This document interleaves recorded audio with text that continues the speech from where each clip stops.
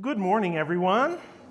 It's just a pleasure to be back home and to be able to worship with you all again this morning, to sing with you, to remember the Savior and the Lord's Supper this morning. It's just a great joy, and so I'm so glad to be back. There's many of you who have been traveling recently. I'm glad you're back too. And for our visitors as well, we're so thankful that you're here with us. And if you have any questions or anything like that, let us know afterwards, and we'll do our best to answer those from the Scriptures. If you want to turn your Bibles to Genesis chapter 8, we'll begin there in just a moment. Genesis chapter 8 and starting in verse 21. About this time of year, everybody's starting to understand, if you go to outside Home Depot or anything like that, that working the land means going through cycles. And so a lot of our stores are cycling out their wares and being able to now bring in plants so that you can take them to your gardens. And if you do have a garden, you probably have already been working on that for a little bit of time already. And as much as the weather changes and so forth, there are, as we know, cycles to running a garden. There's times for planting, there's times for irrigating and fertilizing, there's of course the harvest, and many other things that happen in between those, and there's no use rushing it. There's no use trying to wish that it would go faster. It's going to go in its own time. And that's one of the things that I've always enjoyed about living in rural areas, is that things operate in its time and there's just no rushing it. And so you see that especially in nature. Each one of these cycles is not only necessary, needed for how it works, but they also teach us important lessons. They teach us something about the way the world works. For instance, in Genesis chapter 8, where you are, in verse 21 and 22, when Noah there is offering a sacrifice to God, it says that Yahweh smelled the soothing aroma, and Yahweh said to himself, "I will never again curse the ground on account of man, for the intent of man's heart is evil from his youth. And I will never again destroy every living thing as I have done," that is, through the flood. In verse 22, "While the earth remains, seed time and harvest, cold and heat, summer and winter, day and night shall not cease." And of course, we expect in a passage like that even that those things will come to an end, but only when everything comes to an end. And until then, God has the cycles repeat. And it's a great blessing for us. It's a promise for us that as much as we might be scared about what the weather would do this day or that day, God promised it will work out as He has decreed. And so what I love about these cycles of nature, beyond just that it's cool to live a life that works according to those, but that they teach us things about what God does. Jerry had us sing a song here just a moment ago, Wonderful Words of Life, and it kind of hit me just in singing it here that recent time. Beautiful words, wonderful words, and that true beauty, whether it's in art that man might create or it's the world around us, is beautiful because God is teaching us lessons from things even like our gardens.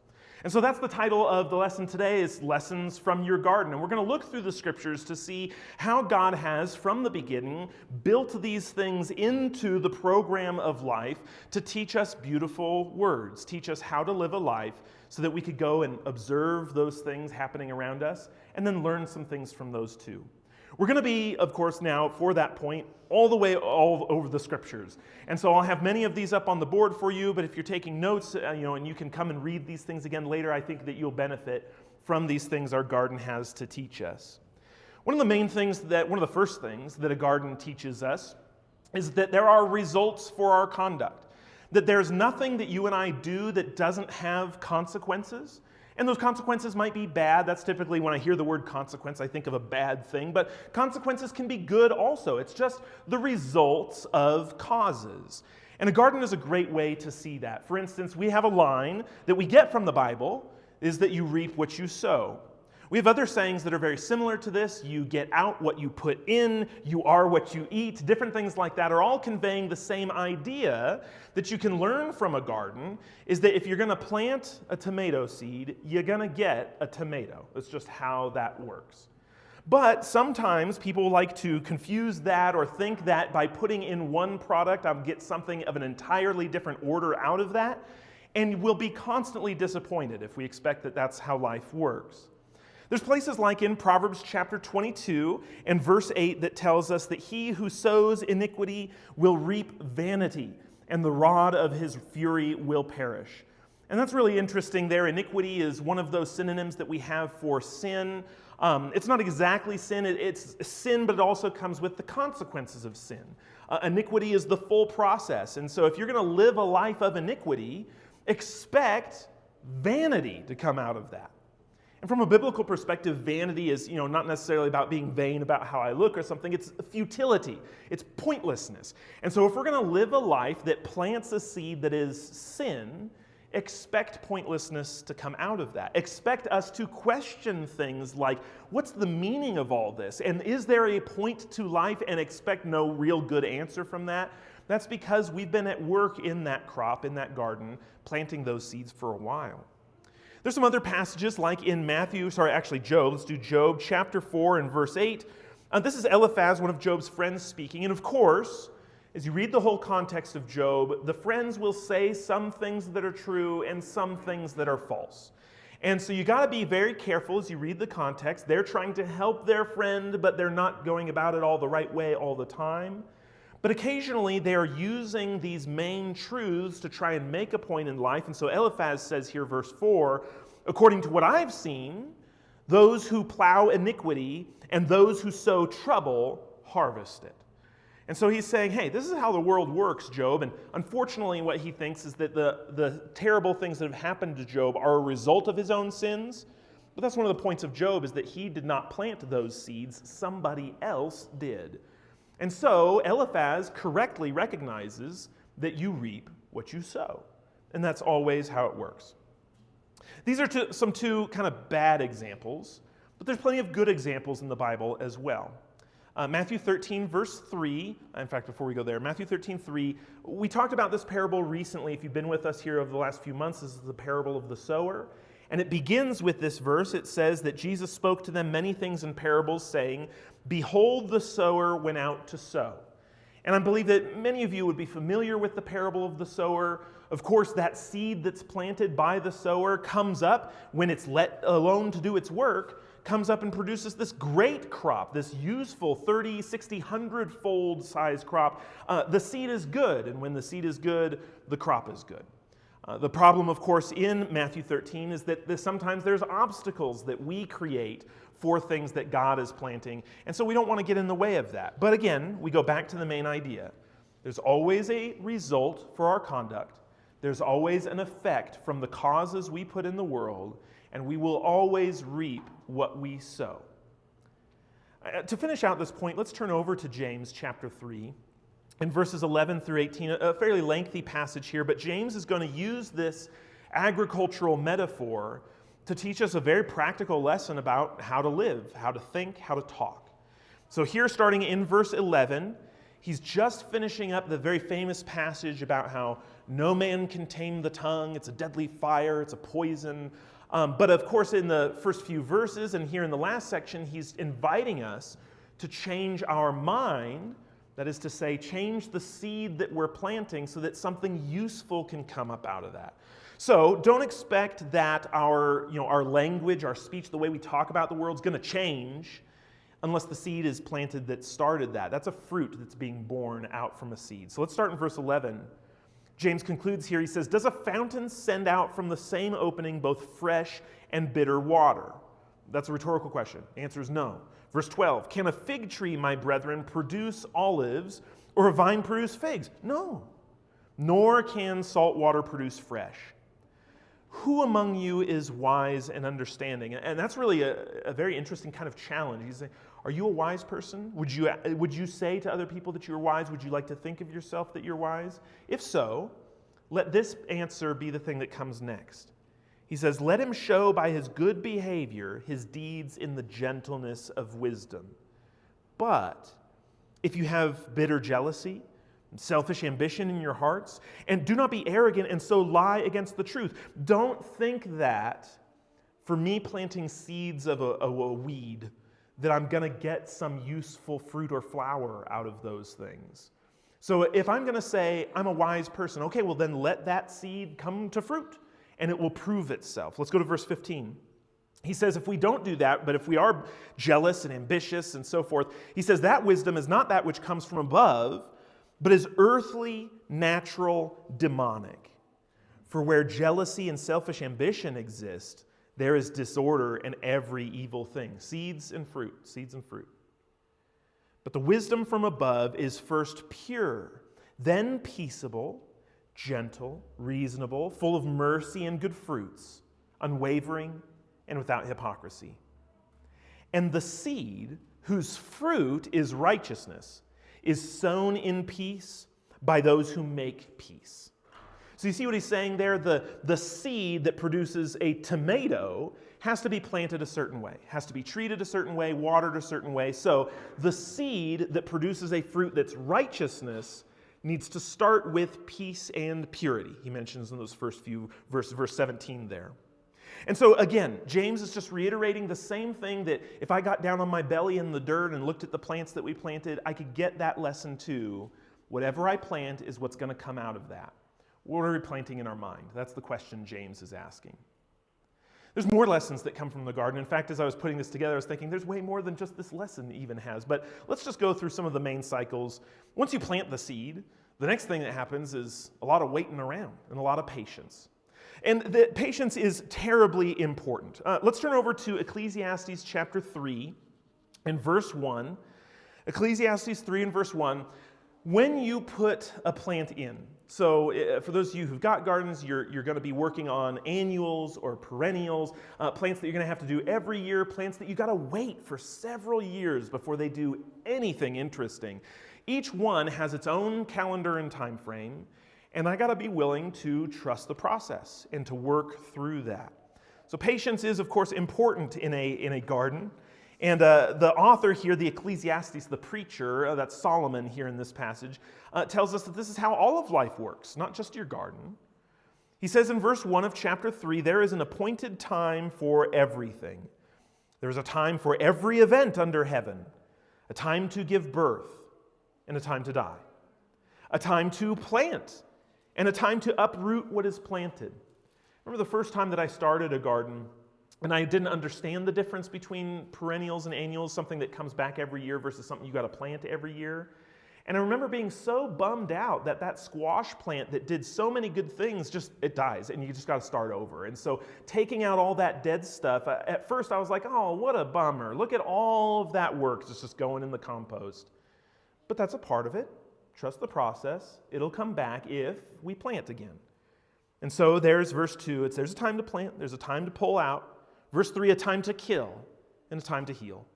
A time to tear down and a time to build up. A time to weep and a time to laugh. A time to mourn and a time to dance. A time to throw stones and a time to gather stones. A time to embrace and a time to shun embracing. A time to search and a time to give up as lost. A time to keep, a time to throw away. A time to tear apart and a time to sew together. A time to be silent and a time to speak. A time to love, a time to hate, a time for war, a time for peace. What profit is there to the worker for that in which he toils? I've seen the task which God has given the sons of men with which to occupy themselves. He has made everything appropriate in its time. He has also set eternity in their heart, yet so that a man will not find out the work which God has done from the beginning to the end. And those last few lines, after the very famous passages, is telling us that there is something to expect after this, and that there is an eternity, and you and I all know it. We all have it hardwired into ourselves. But in the meantime, we've got to do sometimes things that seem a little futile and silly. I love the time to throw stones. I'm thinking of if you're going to clear out your garden and you got to get rid of all those rocks, and then there's a time to go and grab those again and make a wall out of them or store them up in a bucket or whatever. And so it seems sometimes like I'm just going back and forth, back and forth. But as we're seeing in this passage, you got to trust the process. God's built this a certain way, and it will work a certain way. And as silly as it may seem to me, it's still the way it goes. Trusting the process is important with patience, because there may be every temptation that you put that seed in the ground and I watered it and now I sit back and I watch and it's day 2 and I go, hey, what gives? That if I might then be tempted to try and change what I'm doing, pull that seed out, put it somewhere else, put more water, put less water, do all sorts of different things that aren't going to help. You just got to wait, David. And so that's true for a whole lot of things in life. There's plenty of things that God has told us in the Scripture that we need to do and that are going to take time. And sometimes because we want results, or we want different results that are happening, or we don't understand the results that are occurring, that we say, well, hey, let's change that and let's do this instead. And that's not being patient or trusting the process. God says what he has for us for reasons that we might not always understand. Look again at verse 11. We're not going to find out here on earth all the work which God has done, but he's told us to do it, and so we must trust and be patient. Let's go back to James chapter 5 and verses 7 through 11. Sometimes people will approach James and say, it's just this kind of random assortment of little proverbs, but James is, by inspiration, very carefully weaving this very interesting tapestry. And part of the weave of this, part of the thread, is agricultural metaphors. And so he'll connect planting to God's word in chapter 1, and then he'll connect, as we saw back in chapter 3, that to the way that we think and the way that we talk. And here in chapter 5, he'll connect it to so many things that we do. And he says here towards the end of his letter to therefore be patient, verse 7, until the coming of the Lord. And to connect us to this, he says, the farmer waits for the precious produce of the soil, being patient about it until it gets the early and late rains. You too be patient. Strengthen your hearts, for the coming of the Lord is near. Do not complain, brethren, against one another, so that you yourselves may not be judged. Behold, the judge is standing right at the door. As an example, brethren, of suffering and patience, take the prophets who spoke in the name of the Lord. And if you were to stop for just a moment and think about any one of those prophets from the Old Testament, so many of them, in fact, Hebrews says all of them died before they saw the promise come to fruition or to fruit. And so look at them as an example of patience. And that's really hard because sometimes I can't wait for a couple of weeks until that fruit comes. But they waited all their lives. So he says, go look at them. Learn a lesson from them. And in verse 11 he says, we count those blessed who endured. We've heard of the endurance of Job and have seen the outcome of the Lord's dealings, that is with him, that the Lord is full of compassion and is merciful. God loves his people, which is why he's told us how to behave in our lives, in our congregation, and so forth. And he wants us to get to the place he's designed for us. Trust the process. As you trust that process, then time goes on, and you expect to see certain things happen. And God gives us in gardens little opportunities to be excited about the changing of things, even though fruit's not here yet. But a new sprout came out, a new branch has developed, and that's so exciting. As slow as it is, and as much as people might decry, the boringness of watching grass grow, there are little indicators which help us out being patient for the long run. And so another lesson we might connect to this is not just being patient, but understanding the proper timing and that there are milestones where maturity should show itself. So there's a little bit of the other side of the coin from Ecclesiastes 3, where we should wait and understand there's a time. And then on the other hand, there absolutely is a time to see certain results. And if that time comes and goes, and there are no results, there are no new leaves, there are no produce, then there's a problem. So we are patient and we expect timing to work out, and then when the time comes, there should be something to show for it. Good fruit needs to show up at some point. Again, if you're doing a perennial, maybe a couple of years, but after that couple of years, something should happen. The same is true for our lives. Let's go over to Matthew 24 and verse, I'll read this for you here, and we'll be in Luke 14.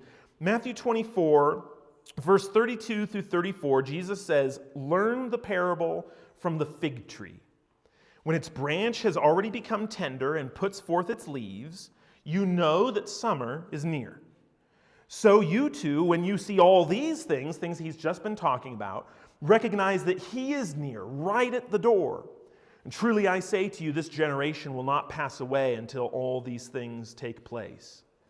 As Jesus is telling his audience there about things not only pertaining to the fall of Jerusalem in a few short years, he's talking about that generation is going to see this stuff happen, but also the establishment of his kingdom on the earth. That stuff's going to happen in just a couple of pages from Matthew 24. As Jesus is saying all this, he's saying you should have some indicators to his original audience that you know that this is all about to happen. And he uses the parable of the fig tree, and I think I've told some of you this story before. Years ago, we used to have a fig tree in our backyard or in the place that we were renting. And I went out there and it's like, wow, cool, this is a fruit tree that I get to work, one of the first ones I get to work with. And sure enough, just like he says, the figs kind of sprout out like polyps in all sorts of different directions. But when summertime comes and it's getting close for harvest, that little connector branch between the fig and the branch itself softens and the figs all start to hang. And then you know, here it is, harvest time is about there. Just give it another couple of days. And that was really exciting because I was out there, kind of imagine like a little time-lapse video and the sun and the moon are moving around and I'm just watching this tree. It was just like he said.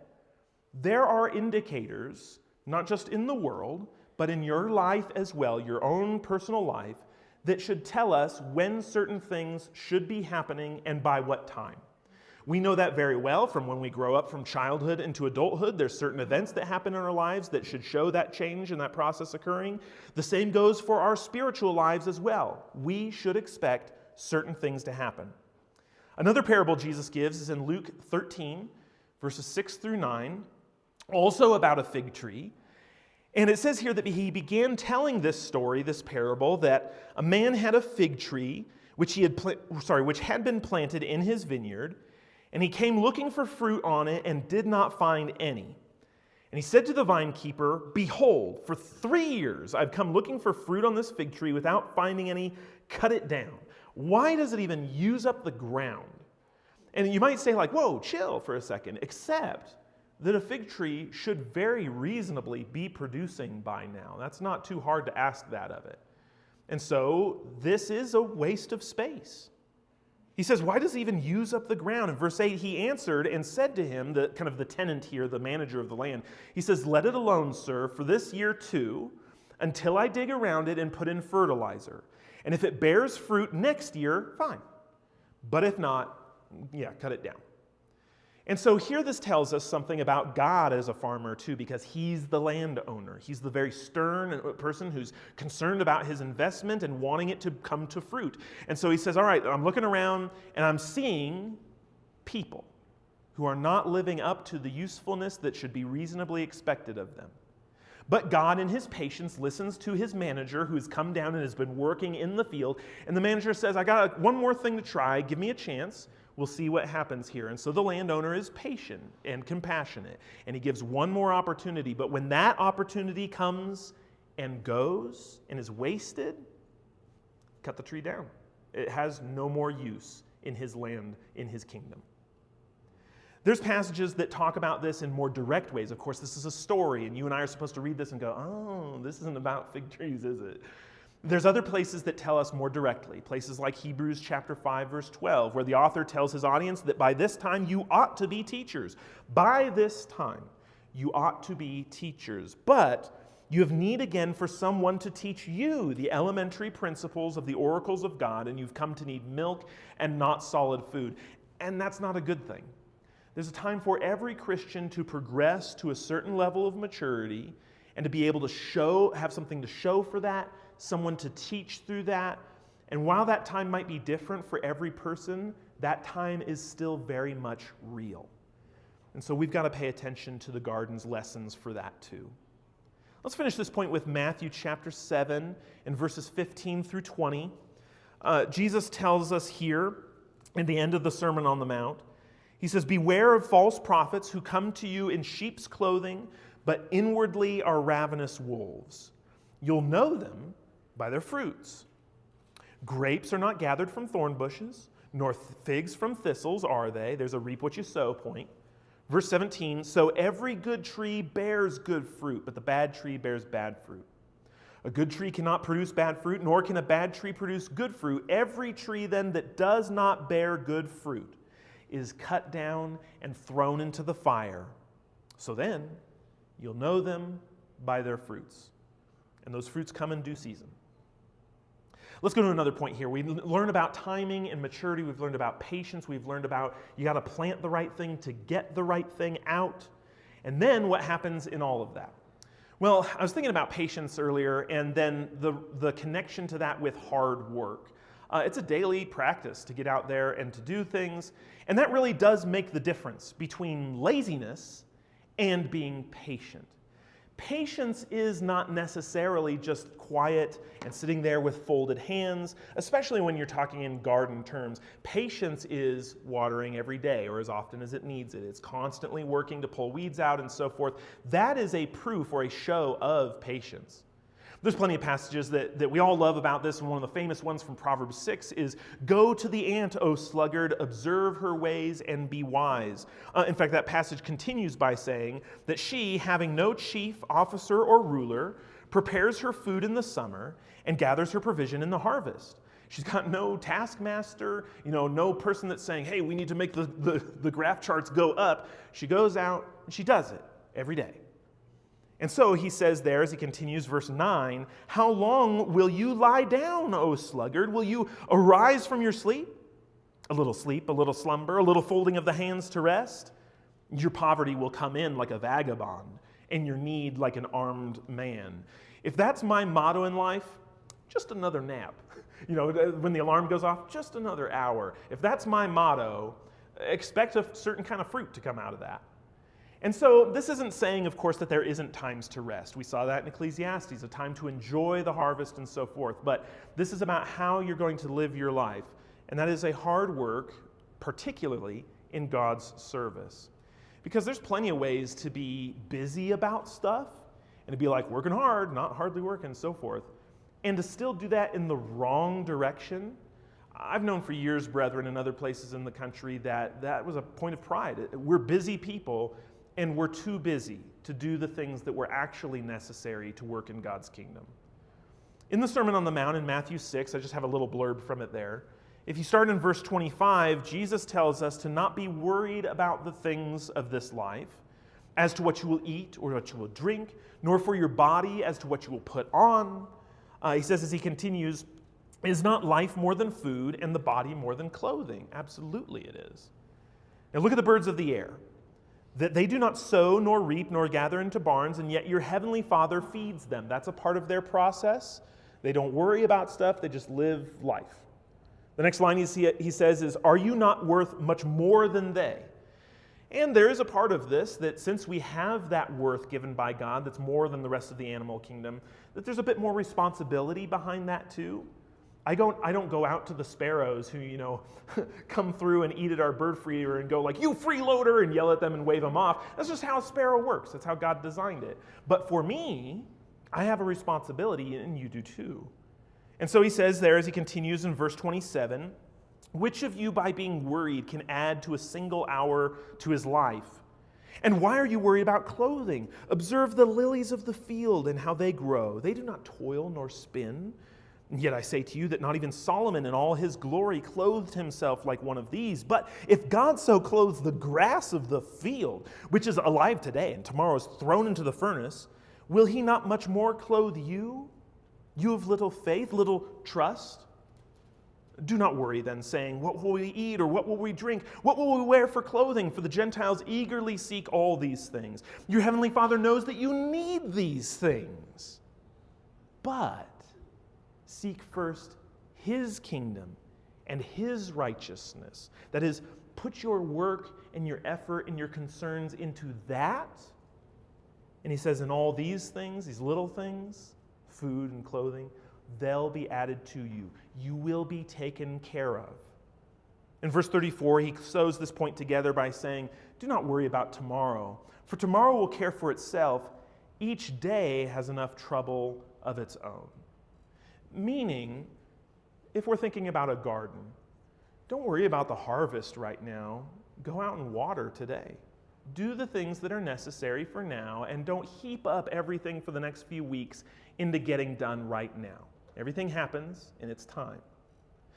And if you are concerned with the right things, not about, going out and seeing like, okay, well, if I'm going to get this many tomatoes from my harvest, that's about counting eggs before they hatch sort of thing, and neglecting the important things, well, that's bad seeds going to produce some bad fruit. So seek first the right thing, Christ's righteousness and his kingdom.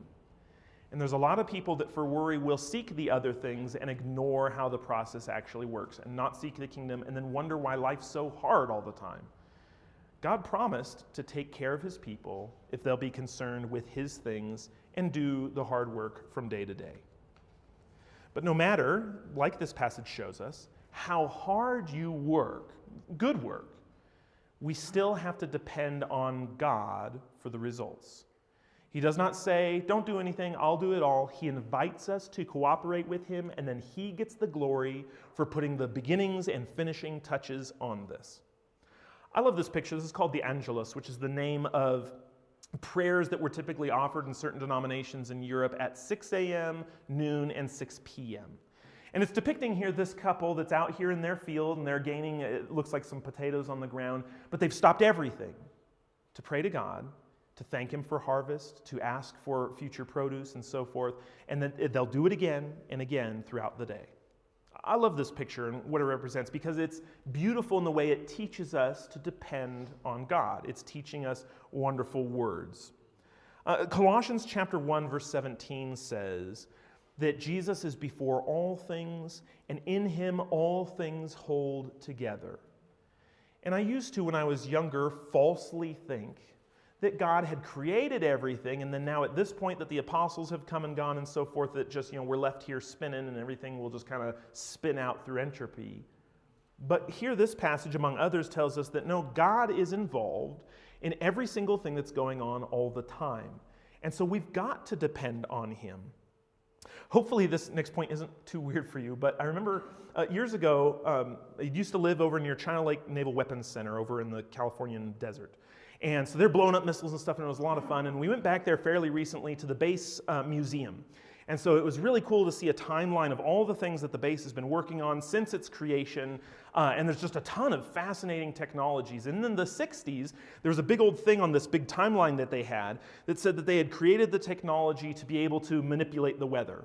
And I remember listening, having read that and going, wait a second, people says that's crazy talk. But the base was very proud that they had created this, so much so, and so effective was it to some degree, that many nations in the world now have all signed agreements that they won't use that technology in a military capacity. And so it's like, yeah. And the state of Utah is involved in that too. And what I think is kind of funny about it, for trying to seed clouds and so forth, is that after this last winter, it doesn't seem to be working very well. And so what that tells me is no matter what technologies we come up with or how cool things are, you still got to depend on God for the rain. And if there's no rain, everything else follows from that. You have to trust him for these things. And so turn over to 1 Corinthians chapter 3 and verse 6. You and I have a responsibility. We've got to put our hands to the dirt. And if we do not do that, don't expect anything. But if we do that and a crop comes from it, and now of course I'm speaking metaphorically here, that is not because I did everything, but because I followed God's process and he is doing what he promised. Paul mentions this in verse 6 of 1 Corinthians 3. He says, I planted, Apollos watered, and certainly those things needed to happen. But as he concludes the verse, he says, God was causing the growth. So then neither the one who plants nor the one who waters is anything, but God who causes the growth. Now he who plants and he who waters are one. And the point he's making there is they're just servants. They're just workers. They're just cogs in the wheel. But he says as he continues, each will receive his own reward according to his labor. There are consequences, good ones, for helping put the seeds in the dirt. For he says in verse 9, we are God's fellow workers. And what a great joy and blessing that is, to be working in God's garden. He says, you are God's field, God's building, and he is at work in you. Trust the process, do the work, and watch it grow as he has promised. And that goes for your actual literal garden, if you might have one. That goes for your family. That goes for your job. That goes for your congregation. Putting all these things together, this recipe we've been talking about together, will yield results because God has promised that will work the way he says it will. I think of a passage like in Isaiah. In fact, I've got it here. Isaiah chapter 55, verses 10 through 11. The prophet there says, "For as the rain and the snow come down from heaven and do not return there without watering the earth, and make it bear and sprout, and furnishing seed to the sower and bread to the eater, so will my word be which goes forth from my mouth," God says. "It will not return to me empty, without accomplishing what I desire and without succeeding in the matter for which I sent it." God brings growth, and he always does the right thing. The question then is if you and I cooperated with him. And so it will work if we do. And that brings us to the last kind of big element we learn from growing a garden, if you have one, is that we're excited about the harvest. When all that work, all that time and patience comes together for this last point of no return. And thankfully, God has built into working with plants a little bit of leeway to learn some lessons. You don't just wake up, always necessarily, and just see that plant totally wasted away and turn to dust. You start to see it get weaker, the leaves turn browner, and you go, oh, okay, I need to do this and I need to do that. And we get lessons in correction regularly throughout the lifespan of that garden, regularly throughout our lives as a whole. We get lessons. God gives us opportunities. He's patient with us. He's compassionate. He expects us to learn from those things and come confess to him when we've made mistakes. But there is, of course, a time where there is no fixing it. Right at the end, when it all comes together, we're going to see if I planted the right thing, if I did the right things along the way. Turn over to Matthew chapter 9, verses 36 through 38.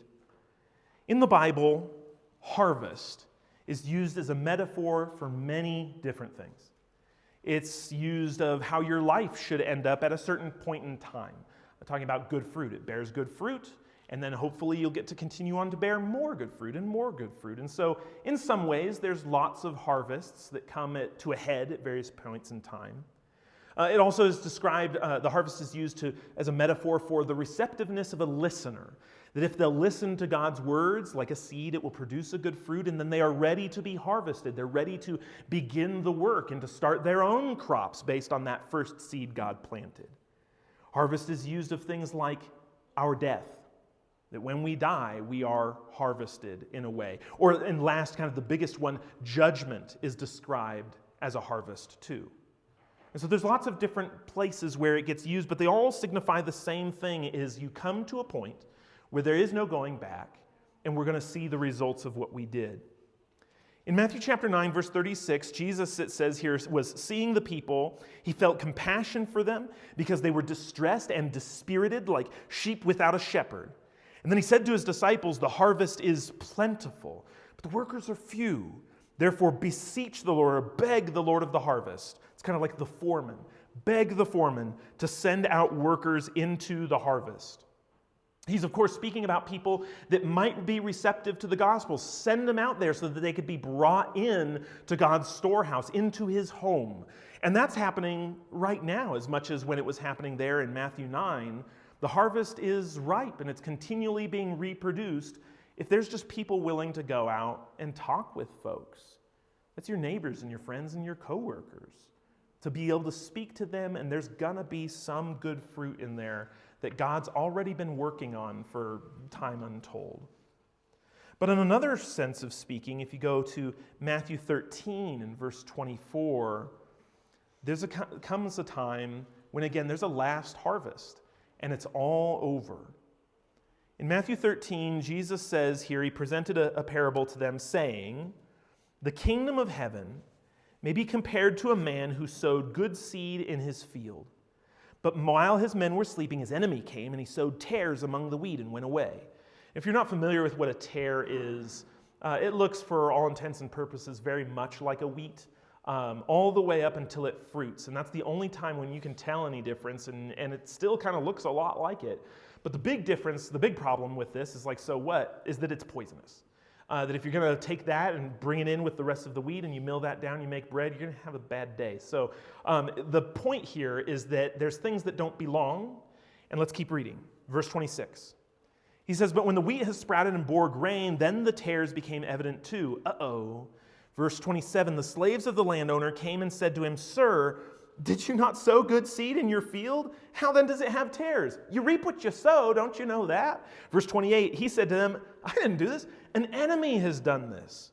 The slaves said to him, "Well, do you want us then to go gather them up?" He says, "No. For while you are gathering up the tares, you may uproot the wheat with them. Allow both to grow together until the harvest. And in the time of the harvest, I will say to the reapers, first gather up the tares, bind them in bundles, and burn them up. But gather the wheat into my barn." Certainly, if you try and go and you've got a couple of different kinds of plants growing together, and if you're just going to start willy-nilly just tearing out stuff, you may do damage to the good things. And so he says, wait until the right time, the last moment, and we'll sort this all out. And certainly, Jesus is speaking not only for the events shortly to come from his lifetime there, about how the kingdom would come and there would be people that would believe, and people who even after his resurrection would not believe. I believe that's the primary thing he's talking about there. Certainly, this will also be true in eternity for the last judgment. There comes a time, a final time, where God sorts out those who produced good fruit from those who lived among his people poisonously. And you get to choose what kind of seed you're going to work with.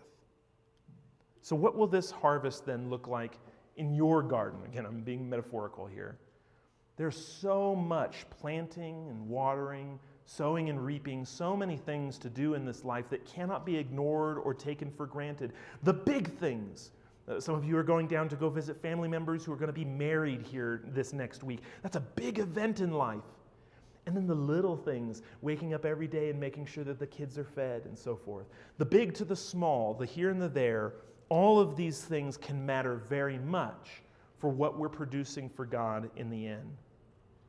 So like Jesus invited us to, like many of the others have throughout these texts, go consider the lilies of the field.